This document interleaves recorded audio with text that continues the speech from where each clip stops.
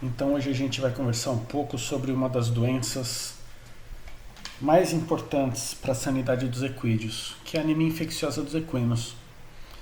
É uma doença de ampla distribuição mundial e de difícil controle. Alguns países já conseguiram erradicar, mas como é uma doença vetorada, uma doença que tem vetores como moscas hematófagas e o próprio mau uso dos equipamentos veterinários ou dos procedimentos veterinários também, eles vão contribuir para a manutenção da doença em determinados sistemas de criação. Então, não só essa vetoração, quanto o mau uso dos equipamentos e procedimentos no manejo sanitário dos equídeos. Então, eu gosto primeiro de caracterizar a doença pelo nome. Se a gente está falando de anemia infecciosa, já imediatamente a gente tem que parar para pensar que vai ser uma doença anemiante, uma doença debilitante, causada por um agente infeccioso. Então a gente está falando aqui de um vírus, um retrovírus, que vai provocar um processo anemiante nos equídeos. É uma doença democrática. Por que democrática? É uma doença que afeta não só animais de boa criação, animais de alto valor zootécnico, como afeta também os animais de baixo valor zootécnico, criado por pessoas mais simples. A grande diferença aqui que a gente vê, na verdade, tudo bem, o dinheiro, o modo de criação, melhores condições, mas quando a gente fala de vetoração, mosquitos, moscas e etc., muitas vezes não respeitam, a maioria das vezes não respeitam uma cerca. Então, quando a gente tem animais infectados numa determinada localidade, sendo sugados por esses insetos ao voarem, eles vão se alimentar de outros animais. E esse ato de se alimentar de outros animais, eles acabam transferindo o vírus. Então, se ao lado de algum aras, se ao lado de algum jockey, se ao lado de alguma hípica, nós tivermos a criação de animais com baixas condições zootécnicas, os animais de boa condição, de elevado valor, eles estarão ameaçados. Por isso que a gente tem que fazer o controle desses vetores como um todo dentro de um território, porque a gente não consegue controlar com exatidão, não consegue ter o domínio de todo esse controle dos insetos transmissores. Então a gente precisa fazer o controle desses insetos de uma forma bastante ampla, não fazendo somente em áreas com criação de animais de alto valor zootécnico. A gente vai conversar sobre isso um pouco mais para frente. Então a gente está falando do maladie de Vallée, em francês, swamp fever, febre dos pântanos, a anemia infecciosa dos equinos. Então a gente está falando de uma doença anemiante, e olha aqui o nome falando alguma coisa para a gente: febre dos pântanos, ou seja, uma doença que vai ocorrer perto de regiões alagadiças. E se a gente para raciocinar um pouco, a gente está falando de vetores, mosquitos que tem na água mosquitos hematófagos, que tem na água o ambiente necessário para o seu ciclo de vida, né? Para uma parte do seu ciclo de vida. Então, quanto mais perto de áreas alagadas, quanto mais perto de áreas com matas, a gente vai falar de outros insetos transmissores, como os tabanídeos, as mutucas, que elas ocorrem principalmente em áreas com mata, né? Então a gente tem em áreas alagadas, em áreas com criação, né, de animais, e áreas com ocorrência de matas, os grandes focos ou os grandes locais mais apropriados para o desenvolvimento desses vetores. É uma doença que tem importância médica? Não, não tem importância médica, não é uma zoonose. Tanto é que muitos animais que são resultados, né, têm o resultado positivo nos testes diagnósticos, eles são enviados para o abate em matadouros frigoríficos. E o produto do abate desses equídeos, né, a carne, ela é exportada. Aqui no Brasil a gente não tem o hábito de comer carne de cavalo, né, mas temos inúmeros países na Europa e na Ásia que fazem esse consumo. Então o Brasil, ele é considerado um grande exportador de carne de cavalo, né? Então a gente vai observar uma importância mais social e econômica do que médica, já que médica realmente não tem importância. Por que importância social e econômica? Nós temos qual é o uso frequente dos cavalos, dos equídeos aqui no Brasil?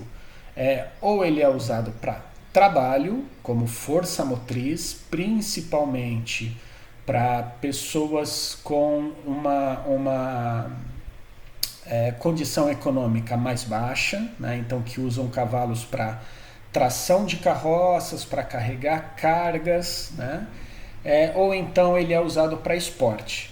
E aí a gente vai ter um outro tipo de animal numa condição sanitária, uma condição zootécnica mais interessante,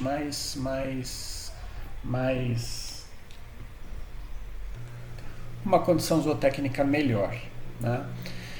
Só que nós temos um grande problema, né? Esses animais, a partir do momento que nós temos o resultado positivo num exame laboratorial, como ele é um retrovírus, se a gente parar para pensar no HIV, se a gente parar para pensar em algumas outras doenças, não há cura, não há tratamento. Para o ser humano, sim, há tratamento, antirretrovirais para diminuir a carga viral e etc.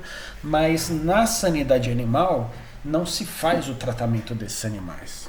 Esses animais, todo animal positivo, ele é considerado fonte de infecção para os outros animais ao seu redor.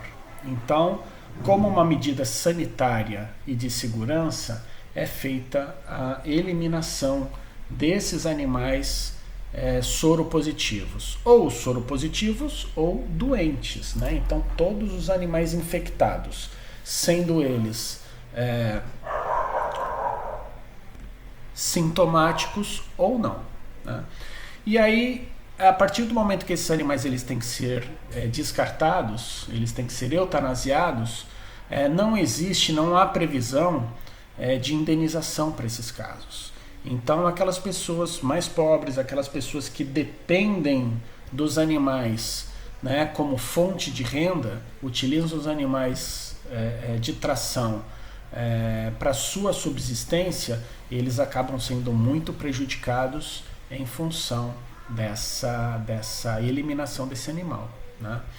Nós temos aqui uma única diferença, por exemplo, no Brasil inteiro é obrigado a eutanasiar os equídeos positivos? Não no Brasil inteiro. Nós temos, por exemplo, a área do Pantanal Mato Grossense é uma área que ela é endêmica, ou seja, é uma área alagadiça, é uma área com um grande número de vetores e é praticamente impossível acabar com o vetor dessa doença. Então, se estabelece uma zona endêmica, onde os animais ali dentro não podem sair desses municípios que compõem o Pantanal Legal. Então eles podem permanecer vivos ali dentro, eles podem permanecer trabalhando, mesmo porque no Pantanal nós temos animais mais resistentes, a própria raça pantaneira, o equino da raça pantaneira, ele é muito mais resistente às condições de alagamento do que os outros animais. Então ele é um animal escolhido para o trabalho nessas regiões. E é um animal que clinicamente ele é mais resistente à anemia infecciosa que os animais de outras raças. Então, animais nessa localidade, naqueles municípios que a gente considera da área legal, do Pantanal Legal, esses municípios, esses animais, eles não precisam ser sacrificados. Então, em todo o restante do Brasil, os animais, eles são eutanasiados. A única área onde não são eutanasiados é no Pantanal Legal. Tá? Então, é uma doença de distribuição mundial, só não vai ter na Antártida, até a hora que levarem cavalo para lá. Então, no Brasil, ela é considerada endêmica, então a gente tem aí, principalmente no Pantanal do Mato Grosso do Sul, a questão das áreas endêmicas. Temos também, não só na Amazônia, na área da Ilha do Marajó, nos planaltos de Roraima, onde nós temos os cavalos selvagens de Roraima, lá existe também uma endemicidade, existe uma alta taxa de prevalência da anemia infecciosa nos animais.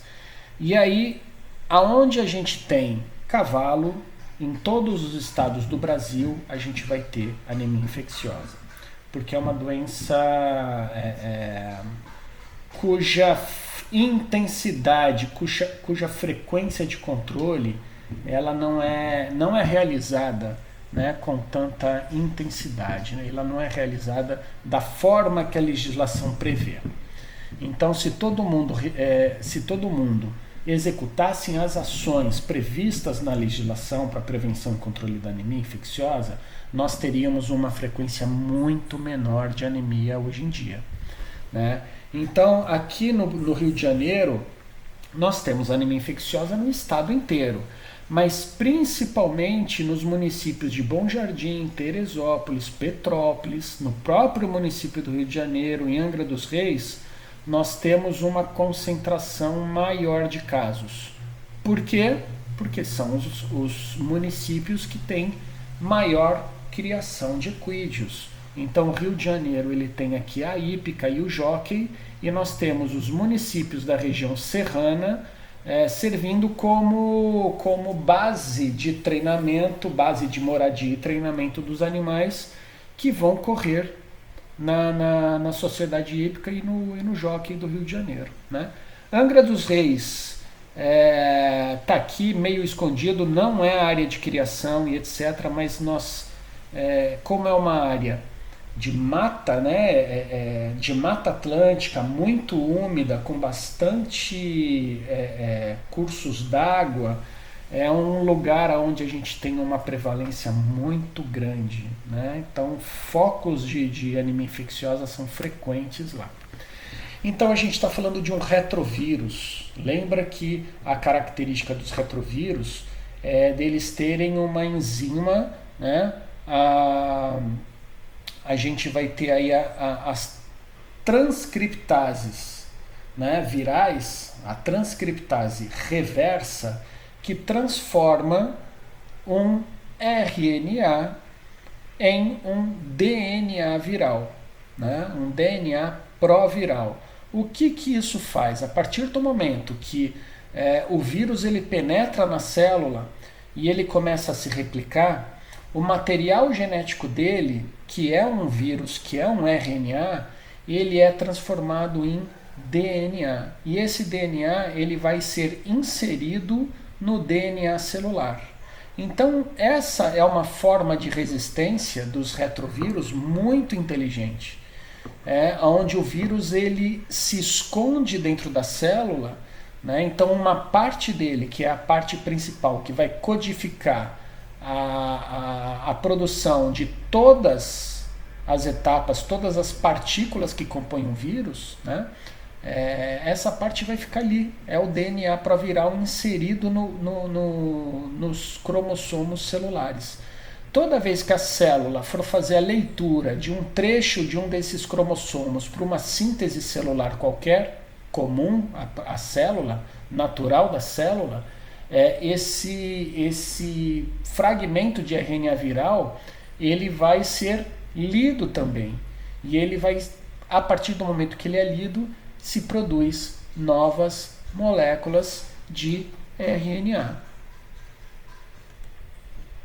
E a partir do momento que esse vírus ele se replica a partir, né, de uma forma até indireta, porque vai ser a partir da leitura do fragmento de DNA celular, onde o vírus está inserido, onde o DNA proviral está inserido. Ele vai formar novas partículas e vai continuar a sua perpetuação naquele organismo. É por isso que não adianta retrovirais, não adianta medicamentos, que essa infecção ela nunca vai ser curada, ela nunca vai ser eliminada. O que pode acontecer é de o animal não apresentar sintomas, não apresentar a doença, mas ele é um animal infectado e, sendo ele infectado, ele tem o potencial de transmitir para os outros animais.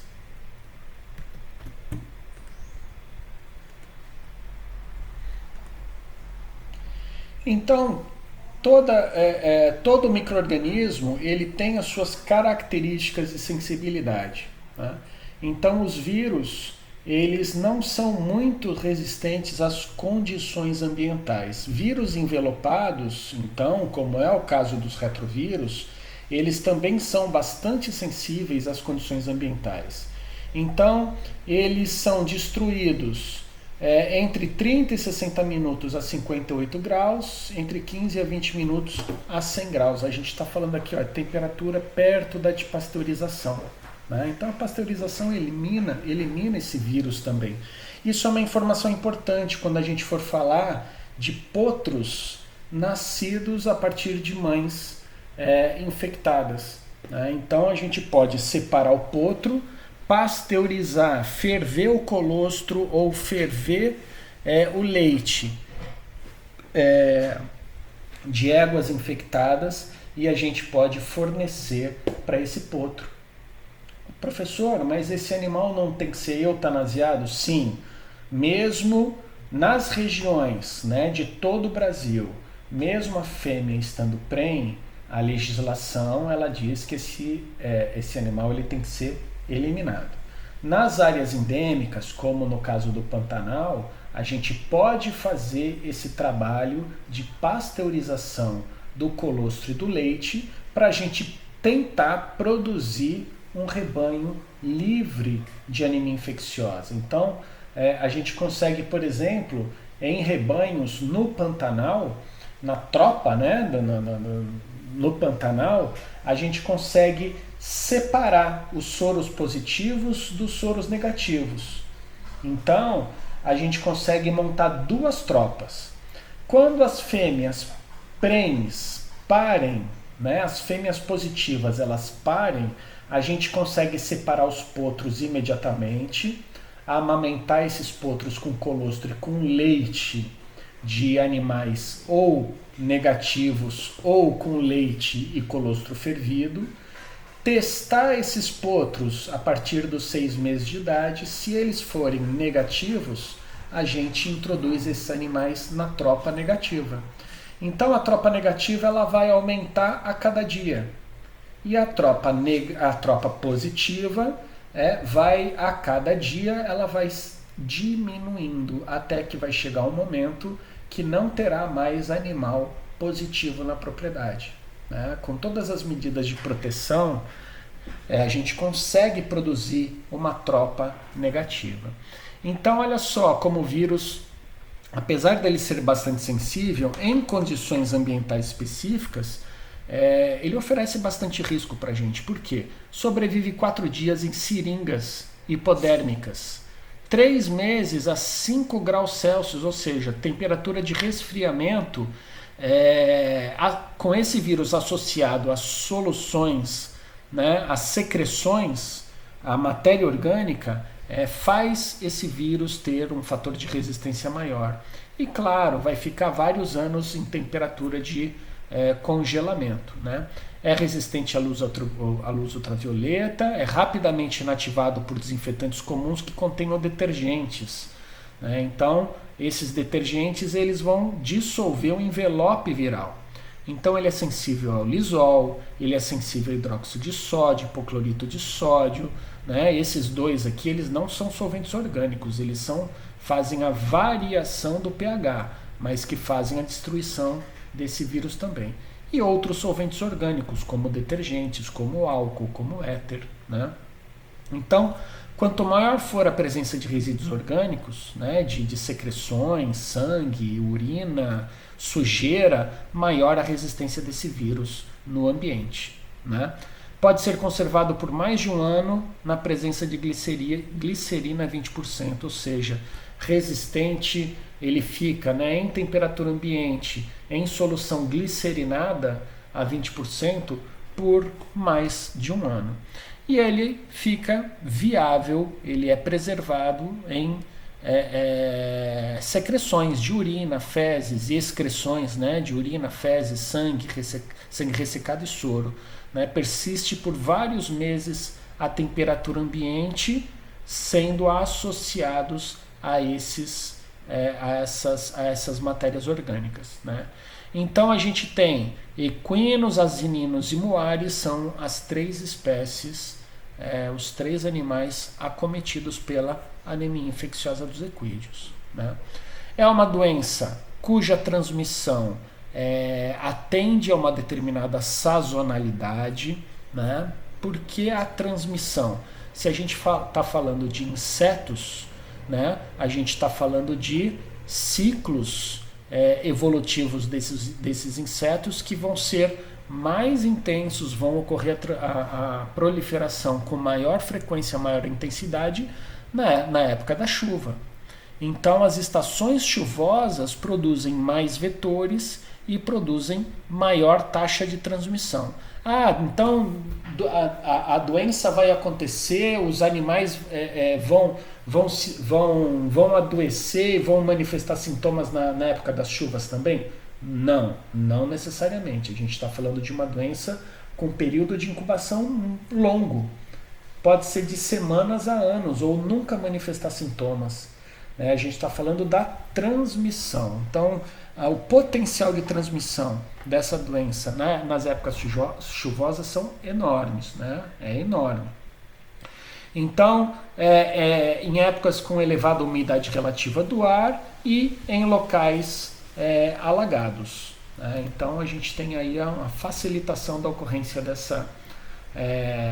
do desenvolvimento desses transmissores. Os vetores naturais, a gente tem aqui principalmente os tabanídeos, né? Olha só, a estomoxis, a mosca dos estábulos. Então, aonde tem cavalo, a gente sabe que a estomoxis se desenvolve, faz o seu ciclo de vida no estrume dos cavalos, né? Então, aonde tem cavalo e esse estrume, esse esterco não é tratado, esse esterco não vai para uma esterqueira, a gente tem aí a livre criação e produção dessas moscas hematófagas que utilizam as fezes no seu ciclo de transmissão. Então a gente tem aqui outras moscas, mosquitos, né, os colicoides, nós temos aqui também responsáveis pela transmissão. Tá? Como é feita a transmissão? Bom, o vírus ele vai ficar presente no resto de sangue que fica aqui no aparelho bucal dessa mosca. Então a estomoxis, né, as mutucas, né, os tabanídeos, eles têm aparelho bucal muito robusto. Então, ao se alimentar de um cavalo, o aparelho bucal ele ainda fica cheio de secreção, fica com sangue desse cavalo. E a partir do momento que essa mosca se alimenta de um animal, o ato de alimentação ele é dolorido, porque o aparelho bucal é bastante robusto. O animal ele se incomoda, faz aquela contração muscular, né, daquela musculatura subcutânea, a mosca voa, bate, balança a cabeça, balança a cauda, a mosca voa e vai parar em outro animal. Então, quando essa mosca se alimenta do outro animal, né, olha só, o vírus pode permanecer infectante no aparelho bucal da mosca por até 4 horas. Então, essa mosca se alimentando de outro animal em até 4 horas, ela transmite o vírus que está presente naquele sangue ali. Né? Então, fatores naturais predisponentes: clima e estação, a gente já comentou, a atratividade do hospedeiro. Né? Então, potros, os animais menores, eles são muito bobos, eles não reagem, né, muito a presença de insetos, a presença de morcegos, a presença de outros, não se incomodam muito, né? A proximidade de áreas alagadas, de matas, é um fator predisponente, né? Lugares fechados, o próprio abrigo do hospedeiro, às vezes você pensa que você está fechando o animal numa baia, na verdade você está fechando o animal com as moscas dentro dele, né? Dentro da baia, junto com o cavalo. Né? E olha só, então a gente está vendo aqui só um exemplo, uma área de mata, né, com o animal ele magro, com estado de carne bem ruim, né? Então a gente vê aqui esse animal, ele tá com anemia infecciosa. Então a gente tá vendo o exemplo, né? Se vocês observarem essa linha aqui, a gente está vendo um edema ventral, a gente consegue ver um pouquinho aqui ainda, e um pouco de edema de membros. Isso é consequência da ação do vírus da anemia infecciosa equina. Então esse animal ele já está anêmico, já está enfraquecido. Então se a gente for olhar aqui, né, isso daqui é a distribuição sazonal de tabanídeos capturados em armadilhas numa região do Pantanal. Se a gente for para olhar aqui, né, setembro, outubro, novembro, dezembro, janeiro, época de chuva. Então, maior quantidade de insetos hematófagos na época de chuva. Então, é nessa época que a gente precisa trabalhar, não só nessa época, o ano inteiro, mas principalmente nessa época de chuva, a gente precisa trabalhar as ações de prevenção. Então, a gente também tem a transmissão iatrogênica, né? O que é isso? Feito através de objetos.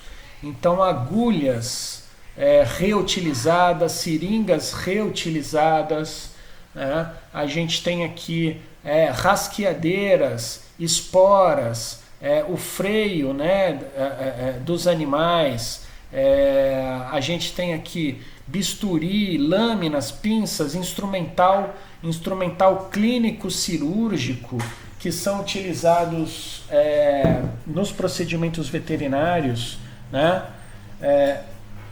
E que não são adequadamente lavados, não são adequadamente higienizados e desinfetados, né? Então, procedimentos clínicos cirúrgicos, como aqui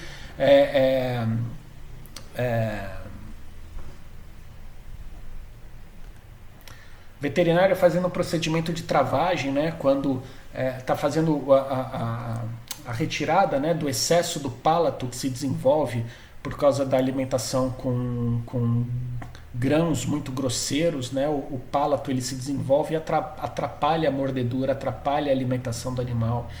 Procedimentos aqui como, olha só, endoscópios e todo e qualquer tipo de fetótomo e todo e qualquer tipo de material instrumental cirúrgico que possam ser utilizados.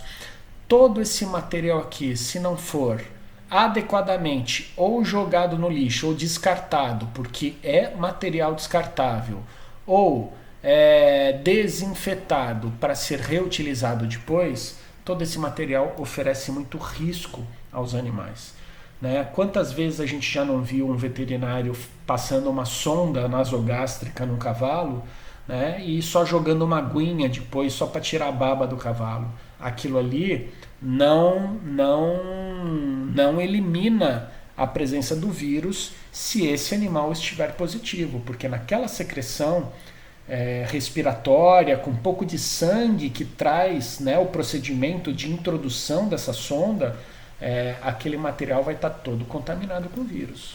Né? Então a gente precisa prestar atenção nisso.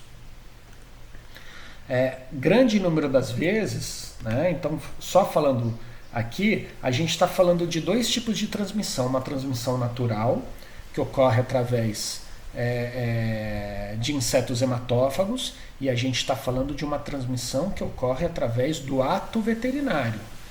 Não só do ato veterinário, do manejo do ser humano, porque muitas vezes o uso de uma espora, de uma rasqueadeira, a aplicação de uma injeção, etc., pode ser feito por qualquer pessoa. Então, por isso que a gente fala da transmissão iatrogênica, através de objetos contaminados e que poderiam estar simplesmente não contaminados. Né? A transmissão vertical ela pode ocorrer. Né? Então, nós temos aí 25% dos potros nascidos de mães infectadas, cerca de 25%, de até 25%, nascem também infectados. Né? Então, a gente tem uma possibilidade de 75% de conseguir trabalhar e adquirir um animal negativo. Né? Só que como que a gente vai conseguir manter esse potro negativo? Como eu falei para vocês, depois de nascer, eles não podem dar a primeira mamada na mãe. Eles vão ter que mamar ou em mães, né, em amas, né, de leite, ou vai ter que ser dado colostro e mamadeira para esse potro durante um bom tempo. Né? Então, para que ele não se alimente do leite, nem do colostro, nem do leite da mãe infectada, senão a amamentação é capaz de transmitir o vírus. Então a gente tem aqui a transmissão intrauterina, a gente tem a transmissão transplacentária, né? A transmissão feita pelo colostro, a transmissão feita pelo leite. Né? Então, assim, o colostro ele pode passar para o potro não só o vírus, né, os antígenos, como também anticorpos. Né? É interessante que esse potro mame se ele for filho de mães negativas, né? Que aí não tem a passagem dos antígenos. A transmissão pode ser feita também por via sexual, ao mesmo exemplo que a gente tem do HIV, né? Por isso o uso dos preservativos, por isso o uso da camisinha feminina, né? Por isso o uso desses métodos. Não é só um método contraceptivo, é um método para evitar a transmissão de um grande número de doenças, não só o HIV, todas as doenças sexualmente transmissíveis. Então, um garanhão positivo transmite para uma égua negativa e uma égua positiva transmite para um garanhão negativo. Então a transmissão ela ocorre nas duas mãos, tanto o garanhão consegue transmitir quanto a fêmea consegue transmitir. O vírus vai estar presente principalmente em muco, na saliva, nas lágrimas, na urina, nas fezes, no leite, no colostro, mas principalmente no sangue. É no sangue onde a gente vai observar a maior carga viral nesse animal. Né? Então, o que a gente vai observar? A partir do momento que esse vírus ele penetra através da inoculação por um inseto hematófago, através da inoculação por um objeto pérfuro-cortante, né, via iatrogênica, esse vírus ele vai começar a se multiplicar localmente na porta de entrada. Né? Então ele vai se multiplicar nas células do sistema retículo endotelial. A gente vai observar viremia, então da multiplicação local, nos macrófagos locais, nas células locais, esse vírus ele ganha a circulação linfática, cai na circulação sanguínea e faz a primeira viremia e vai para os órgãos de replicação primária, fígado, baço, medula óssea, aonde eles vão se replicar com intensidade. A partir daí, eles fazem nova viremia e vão se espalhar por todo o organismo, só que aí já numa carga viral muito maior. Só que nesse meio tempo, o sistema imune ele também funciona. A gente não está falando de uma doença que não há resposta do sistema imune. É uma resposta muito boa e muito importante. Existe uma produção muito grande de anticorpos neutralizantes, anticorpos fixadores de complemento, anticorpos precipitantes. Existe uma reação imunológica muito intensa. E a doença, na verdade, ela não vai ser exatamente provocada pelo vírus, mas principalmente ela vai ser provocada pela reação do sistema imune. Ela é uma imunopatologia, anemia infecciosa. Como assim, professor? Os anticorpos, eles vão, o vírus, né? Ele vai penetrar nas células, seja lá qual tipo de célula for. A gente está falando aqui de uma hemácia. Essa célula vai apresentar os antígenos na sua superfície. Os anticorpos vão se ligar nesses antígenos, né, de superfície. E aí a gente vai ter a associação do sistema complemento, que vai identificar esses anticorpos ligados na superfície da célula infectada, e esse sistema complemento vai provocar a ruptura dessa célula. Então a gente vai ter a destruição da célula infectada, que pode ser qualquer tipo celular, inclusive as hemácias. Então a gente vai ter não só a ruptura dessas células, como a fagocitose das células infectadas. Então a gente vai ter não só sistema complemento, como sistema, né, as células killer, as natural killer, fazendo a destruição das células infectadas. E aí a gente tem uma grande destruição de hemácias. Só que esse vírus, ele não infecta somente hemácias, ele vai infectar medula óssea também. E aí a gente vai falar das células, né, dos eritroblastos, dos mieloblastos. A gente vai falar das células precursoras de todas as células do sistema sanguíneo. Se uma medula ela tem os eritroblastos, os mieloblastos, todos comprometidos, além da gente ter uma anemia, a gente vai falar de uma anemia arregenerativa, porque a gente não vai observar a reposição desses eritrócitos destruídos pelo sistema imune, porque as células responsáveis por repor, né, as células destruídas, elas também estão sendo atacadas.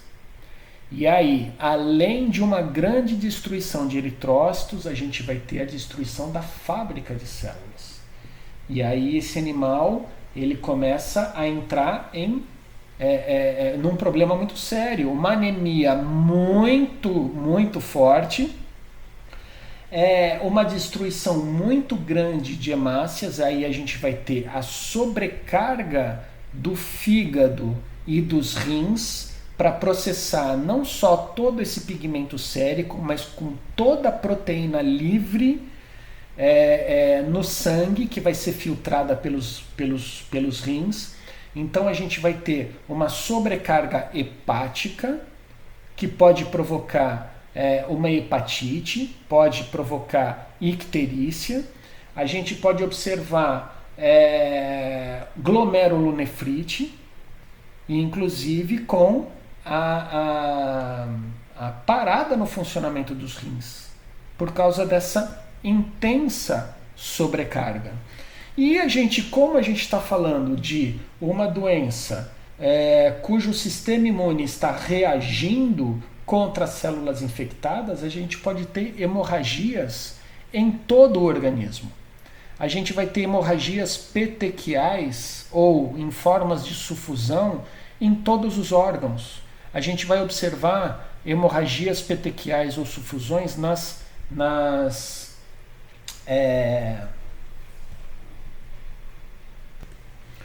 mucosas. Um grande sinal característico, quando a gente olha um animal, a gente está fazendo um exame clínico num cavalo normal e etc. A gente vai fazer a avaliação das mucosas, olha a mucosa bucal, olha o ósteo das narinas, olha a mucosa vaginal, olha a mucosa ocular, e a gente começa a observar pequenas hemorragias petequiais. Isso é um sinal bastante característico, que pode ser anemia infecciosa. Nós temos também a babesiose dos equinos, que confunde muito nos sinais que a gente vai observar. Então, quando a gente observa um animal ficando anêmico, emagrecendo, apresentando hemorragias petequiais, a gente faz logo 2 exames. Um esfregaço sanguíneo para avaliação de babésia e faz o exame sorológico para diagnóstico da anemia infecciosa. Porque a possibilidade de ser um dos dois é de mais de 95%. E aí a gente vai falar das outras doenças que são anemiantes também, que podem se confundir no diagnóstico, né?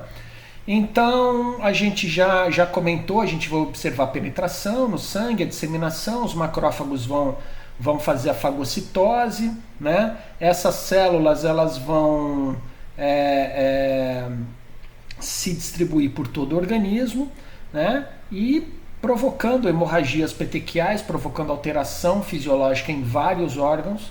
E aí a gente vai observar febre, fraqueza, anemia, icterícia, a gente já comentou, fezes sanguinolentas, lembrando que todos os sistemas podem estar hemorrágicos. Eu não vou dizer que todos vão estar hemorrágicos. A anemia infecciosa tem uma alta capacidade de infectar, mas a gente vai observar muito poucos animais manifestando sintomas da doença, né? Então é uma doença que infecta mais do que provoca a doença, mas é uma doença que, quando ela manifesta os sintomas, ela é uma doença progressiva e bastante debilitante dos animais, né? Então, taquipneia, já que esse animal está com poucas hemácias, a troca respiratória está prejudicada, petequia nas mucosas, como a gente já mostrou, né?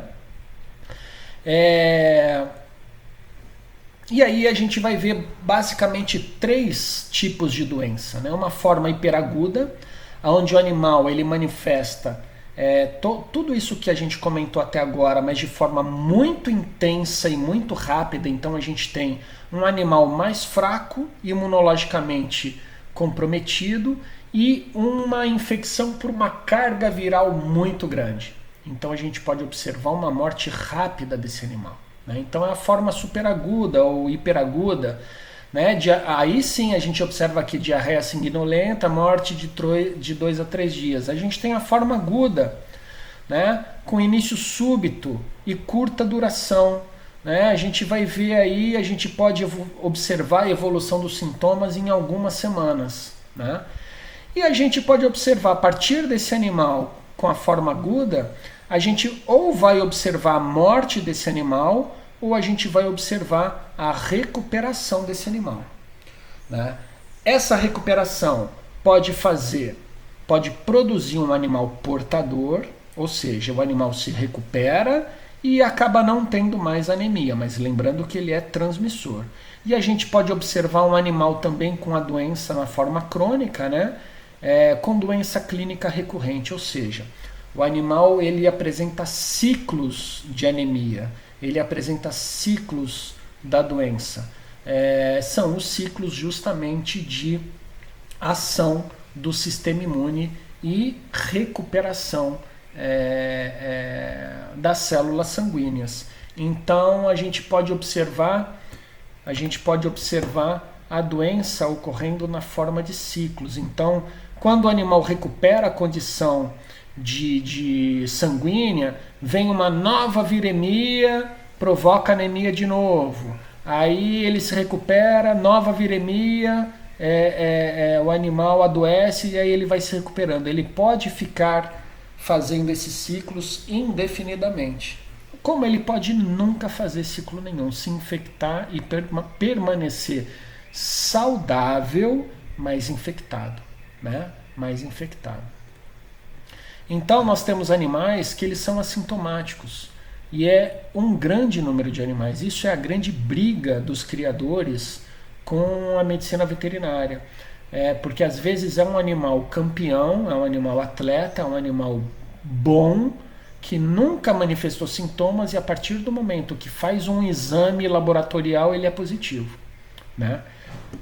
E aí a resolução, né, pela legislação é a eliminação do animal. Então às vezes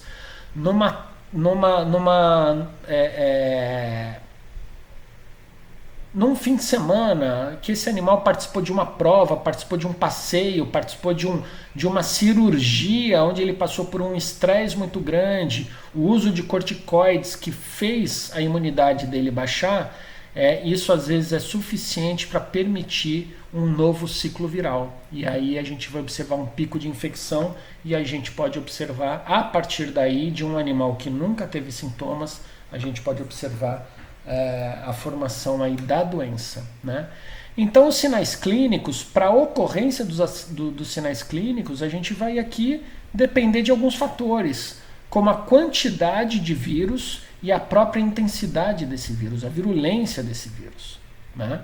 A resistência do hospedeiro, como eu já falei, animais bem tratados, animais com boa alimentação, com bom estado físico, que se exercitam regularmente, eles têm uma resistência maior. Aqueles animais magros, que comem capim seco, que não são vermifugados, que não têm assistência veterinária nenhuma e etc., a imunidade desses animais é mais baixa.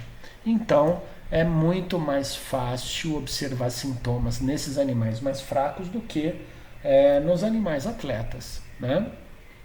Fatores de estresse concomitantes, né? Então aquilo que a gente fala, um animal que passa por períodos de estresse, mudança de alimentação, transporte, cirurgias, uma prova, uma doença qualquer, né? Eles podem vir a ciclar o vírus em função dessa baixa imunitária. E a própria questão aqui do uso de imunossupressores, né? Um tratamento com corticoide pesado pode fazer com que esse animal ele venha a ciclar e apresentar as doenças, os sinais. E o que a gente pode observar aqui no animal, numa forma clássica, né? Com sintomas bem característicos? Febre, né? É uma doença febril, com súbitas flutuações da temperatura. A gente vai observar o aumento da transpiração, uma sudorese em função da febre, rápida perda de peso.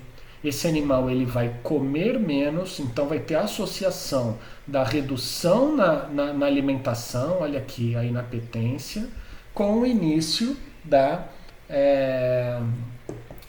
anemia. Olhos vermelhos com lacrimejamento, a gente precisa entender que a gente vai observar a formação dos edemas, a gente está observando ali morte tecidual, pequenas petequias hemorrágicas nas mucosas, e isso vai afetar não só a mucosa ocular, mas todas as mucosas, né? Edema nas patas e no abdômen, lembrando que esse animal ele vai perder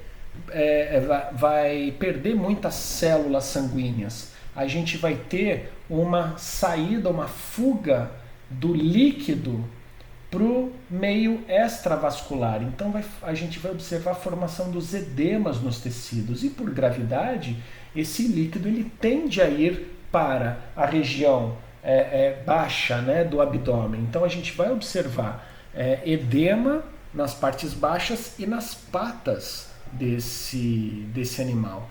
Membranas mucosas pálidas ou ictéricas, todas as mucosas. Batimentos cardíacos irregulares e o pulso fraco. Se a gente está parando para pensar que o sangue está muito mais denso porque está faltando célula, né? Então está faltando célula, o líquido, né, o plasma, ele extravasou, produzindo edema nos tecidos. Então tem menos sangue, menos volume de líquido correndo nos vasos. Então está sendo muito mais difícil para o coração bater e fazer circular esse sangue, pouco sangue que está sobrando no sistema circulatório, né? Então a gente vai observar esses batimentos cardíacos regulares, a gente vai observar hemorragias petequiais nas mucosas, depressão pela inapetência, pela anemia, pelo batimento fraco, pelo edema, pela febre, fadiga, né, resultado da anemia, taquipneia, resultado da anemia, fraqueza, não franqueza, fraqueza decorrente da anemia, cólica decorrente das hemorragias e dos edemas, das reações inflamatórias ali teciduais, né? Nas vísceras a gente vai observar a formação de cólica desses equinos, o abortamento nas éguas pode produzir anemia severa e até o caso de fezes sanguinolentas, como a gente já mostrou, né?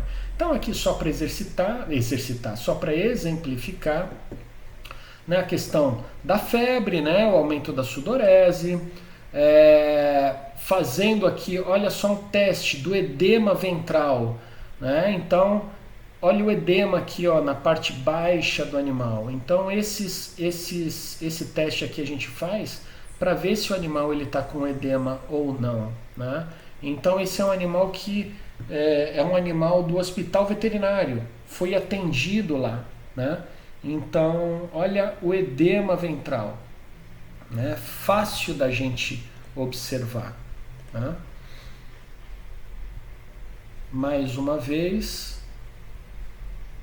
uma pequena compressão de alguns segundos, olha só como o tecido ele não volta. E aí a gente vê aqui, né, a grande quantidade de líquidos ali no subcutâneo, né? Então, olha só, o edema, né, às vezes fica difícil para quem não tem um pouco de noção de anatomia de equino, mas a gente vê o engrossamento das articulações, a gente vê o engrossamento aqui desses membros. Então, edema de membros, edema de prepúcio, perda de peso. Esse é um animal com anemia infecciosa, não é um pangaré qualquer, é um animal positivo para anemia infecciosa, um animal totalmente magro, anêmico, fraco, né? E na mata, né? No local correto. Anemia, né? Ou anemia, ou a gente vai observar as hemorragias petequiais ou até icterícia. Olha aqui, hemorragia petequial. Isso observando o ósteo das narinas, aqui a vulva de uma égua, né? Então é esse sinal característico que a gente observa e vai dar uma luz para a gente ali e falar, opa, a gente precisa fazer exame, ou para babesiose ou para anemia infecciosa. Então, mucosas pálidas, né, ou ictéricas. E aí a gente pode observar desde a congestão, né, até a epífora, que é hemorragia ocular aqui. Batimentos cardíacos regulares, né? Fraqueza, fadiga, depressão, ataxia, tudo aquilo que a gente já falou, só estou exemplificando em imagens, né? E a forma crônica? Mesma coisa que na forma aguda, só que numa forma bem mais branda, né? Infecções recorrentes, uma hora tá bom, outra hora adoece, uma hora tá bom, outra hora adoece, né? Então isso vai ser decorrente do estresse do animal com trabalhos forçados, frequentes, ou pela aplicação de drogas imunossupressoras, né? E aí os sinais clínicos, o aumento súbito da temperatura, vai apresentar depressão, edemas nas patas e no peito, anemia, pulso jugular evidente, petequias nas membranas mucosas, depressão, perda de peso, anemia, ritmo cardíaco irregular, tudo aquilo que a gente já falou anteriormente, só que de uma forma mais branda. Né? E uma forma da gente ver, olha só o pulso, como a gente consegue observar o pulso jugular. Isso mostra, né, a dificuldade de circulação do animal. A gente observa, isso vai caracterizar a estase venosa. E aí eu costumo até brincar aqui, né? Ou o animal morre de anemia, ou ele morre com um apertão da mão do Avelino, né? Sendo estrangulado. O Avelino me mata se ele souber que eu estou falando isso. Então olha só a estase venosa, ó, parando, ó, o sangue acumulando, e olha como ele vai preencher rapidamente, né? Então a gente observa aqui, né, ele, claro, mostrando um exame clínico do animal, demonstrando a estase venosa, que é uma característica da anemia infecciosa dos equinos. Outra característica é a trombocitopenia, né, uma característica marcante no exame de sangue dos animais. O hematócrito, olha só como reduz o hematócrito. O número de células sanguíneas é reduzida de forma bastante intensa, né? Então caracterizando a anemia severa aqui dos animais. Leucopenia com linfocitose, monocitose, né?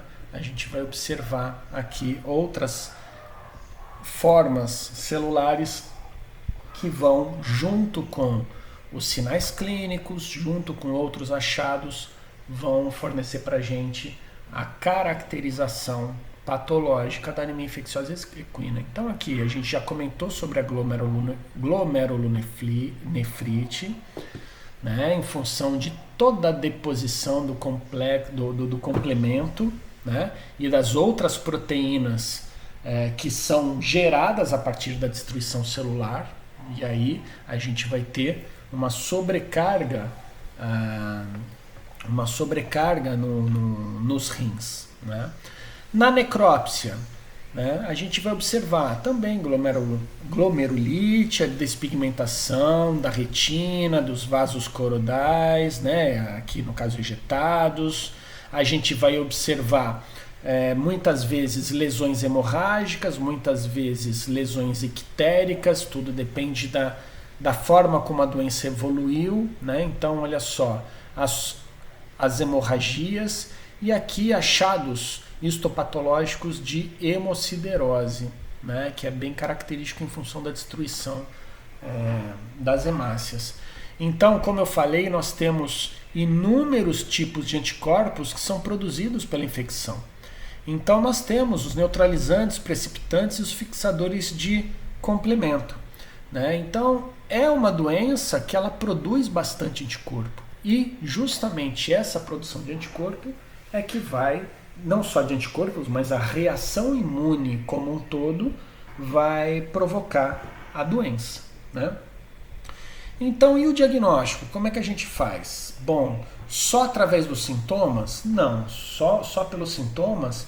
Existem muitas doenças que são anemiantes, existem desde doenças infecciosas, como doenças nutricionais, como doenças metabólicas, como doenças parasitárias. Então, os sinais não vão dizer muita coisa, né? Só para a gente falar aqui, ó, babesiose equina é uma das principais que a gente vai desconfiar. Confunde muito com anemia infecciosa. A leptospirose provoca hemorragias, estrongiloidose, púrpura hemorrágica, são todas doenças que vão provocar processos hemorrágicos que podem confundir, né? Então o diagnóstico ele é laboratorial, a confirmação é laboratorial, vai ser feito através da sorologia. Então hoje nós temos a prova de ELISA, que é o teste de triagem, é o primeiro teste, né?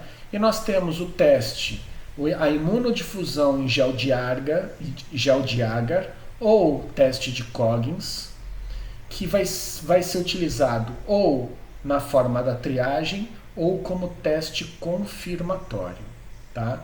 Até o ano até o ano passado, a gente só fazia o IDGA. O IDGA era uma prova muito robusta, é uma prova muito robusta. Então ele era o teste de triagem e era o teste confirmatório. Só que foi criado um teste de ELISA, que ele é mais rápido, né? O IDGA ele leva 48 horas para sua execução, né? E o teste de ELISA ele é feito numa manhã. Então em algumas horas pode ser liberado o resultado. Então ele também é um ótimo teste com uma especificidade, uma sensibilidade e especificidade bastante alta, e ele agora é utilizado como triagem também, né? Então, como proceder? A gente vai coletar sangue desse animal, né? Vai separar essa amostra, essa fração de sangue do soro, então a gente vai enviar só o soro para o laboratório, vai preencher uma resenha do equino, que é um formulário de solicitação do exame, fazer a identificação toda desse animal, da propriedade, do médico veterinário solicitante aqui nessa ficha, e essa ficha vai ser enviada para o laboratório. O laboratório vai fazer, o laboratório credenciado, né? Ele vai fazer ou o ELISA ou o IDGA, que é a prova de Cognizant. Vai depender de qual técnica laboratorial ele desenvolve ali no seu laboratório, tá? Então, esse material ele é enviado, o resultado do ELISA sai em 24 horas e o do imunodifusão sai de 48 a 72 horas, tá? Então, só para exemplificar, é um teste bastante rápido, é feito com anticorpos marcados, né? Então, os antígenos, a gente mistura o soro junto com os antígenos, a gente vai observar uma reação de coloração. A gente coloca essa placa numa leitora de ELISA e através da intensidade, né, do desvio que a luz que é emitida ali dentro, a taxa de desvio de luz ali dentro que for provocada, né, que for observada em cada furinho, em cada pocinho desse, vai dar um resultado dessa taxa de desvio, né, a imunoabsorbância. E aí se tem um resultado de acordo com o grau de desvio, o grau, né, o tipo de leitura, a gente vai classificar esse soro como positivo, negativo ou inconclusivo.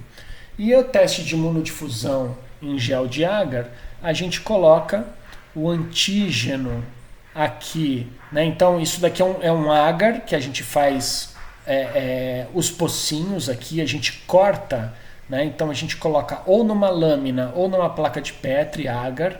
Quando ele solidificar, a gente tem um cortador que faz esses furinhos, né? Então essa imagem aqui são esses furinhos aqui. Então no círculo central, no furo central, a gente coloca o antígeno, e aí um soro A, um soro B e um soro C, né? São os soros que a gente quer avaliar, e um soro de referência, referência, referência. Então a partir do momento que esse soro ele for colocado aqui, coloca em incubação, começa a acontecer uma atração elétrica entre antígeno e anticorpo. Eles se atraem eletricamente. Então, num soro positivo, o antígeno vai sair daqui do meio e vai começar a correr em direção ao soro. O soro, ou seja, os anticorpos, eles vão sair correndo, entre aspas, correndo, né? Eles vão correr, né? Em direção ao poço do antígeno. E no meio do caminho eles vão se encontrar, reagindo entre si, né? A gente vai observar aquela reação de antígeno e anticorpo. Essa reação de antígeno e anticorpo vai fazer uma banda de precipitação. Então, a observação dessa banda de precipitação, a gente diz que o resultado ele é positivo. Olha entre o soro C e o poço do antígeno, não existe banda de precipitação. Então, esse soro aqui, ele é negativo. Não sei se vocês conseguem ver aqui, mas tem uma curvinha. Aqui tem uma curvinha também. Esse soro aqui, na verdade, ele é positivo. É o que a gente chama de fraco positivo. A banda de precipitação está ocorrendo muito perto da parede do poço, né? Então, era um soro com pouca quantidade de anticorpos. Então, a precipitação ela ocorre bem pertinho aqui. Por isso que a gente coloca soros positivos de referência, para a gente observar, isso daqui é um soro positivo, isso é um soro positivo, mas na união da reação entre um poço e outro, a gente consegue ver essa curvinha, né? Aqui a gente não vê curva, por quê? Porque esse daqui não tem anticorpos. Então só vai ver a banda de precipitação do soro positivo, do soro de referência. Aqui a gente vê uma curvinha, né? Que é uma reação bem fraca, bem inconclusiva. Então olha só, positivo, negativo e olha só uma curvinha aqui, né? Quem estiver assistindo a aula no celular não vai conseguir ver, mas aqui tem uma curvinha, então esse é um fraco positivo. Lembrando que fraco positivo é positivo. Então esse é negativo, esse é positivo e esse é fraco positivo. Olha a curvinha aqui, ó. Olha a curvinha aqui, né? Então essas são as formas de leitura. Bom, as ações de prevenção e controle da anemia infecciosa, elas estão descritas na Instrução Normativa número 45 de 2004. Esse é um material que está disponível aí junto com o formulário, junto com o vídeo, e que vocês vão estudar, né? Porque tudo que a gente fala aqui de ação de prevenção e controle da anemia e as técnicas diagnósticas estão previstas nessa legislação. Então tem que ser lido, né? O animal, a partir do momento que ele tem o seu resultado como positivo, né, ele tem que ser marcado com um A, né, de anemia infecciosa, na paleta do lado esquerdo, né? Qual é a função da marcação? É desse animal, entre aspas, não sumir, não ser abduzido, né? Porque todo animal positivo para IE, para mormo, para brucelose, para tuberculose, né, se a gente não tomar cuidado, o proprietário ele vende, ele passa para frente, né? Então a gente marca, que a marcação garante que esse animal ele é positivo para anemia infecciosa. Então primeiro faz a marcação e em até 30 dias esse animal ele tem que ser eutanasiado. Por que em até 30 dias? É o tempo suficiente para o proprietário ele se organizar e preparar a abertura de uma cova e etc. para fazer a contratação do veterinário, a abertura de uma cova para o criador ter ali o seu animal eutanasiado, né? Então essa instrução normativa vai falar do sacrifício, do isolamento, da interdição da propriedade, do saneamento da propriedade, isso é muito importante. Essas ações vocês vão ter que ler, né? A gente vai comentar aqui de forma bastante reduzida, mas vocês vão ter que ler, né? O sacrifício do animal, a eutanásia do animal, ela tem que ocorrer pelo médico veterinário oficial. Quem faz a eutanásia é o médico veterinário oficial, pelo menos aqui no Rio de Janeiro, tá? Esse animal, a partir do momento que ele é notificado, né, pelo laboratório, esse animal ele precisa ser isolado. Então, todo mundo tem uma baia telada? Não, não tem. Mas pelo menos ele vai precisar ficar isolado do restante dos animais, né?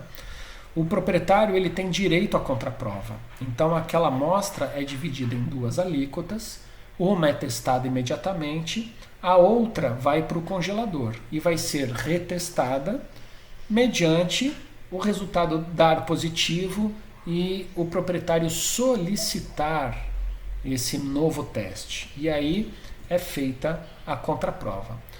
Se confirmar, o animal ele é eutanasiado. a propriedade ela fica interditada, né? Todos os animais da propriedade devem ser testados. Então, uma nova coleta, todos testados. Se forem positivos, vão ser sacrificados. 30 dias depois, 30 a 60 dias depois, esses animais eles precisam ser retestados.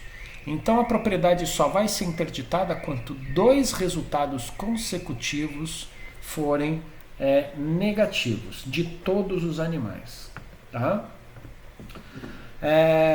A gente pode ter a questão dos falsos positivos, né? Ou os negativos em testes de imunodifusão. Um falso positivo, por exemplo, potros de até 6 meses, eles podem reagir de forma positiva porque ingeriram o colostro e o anticorpo da mãe. Então, às vezes, eles são positivos, mas não estão infectados. Eles só adquiriram os anticorpos da mãe.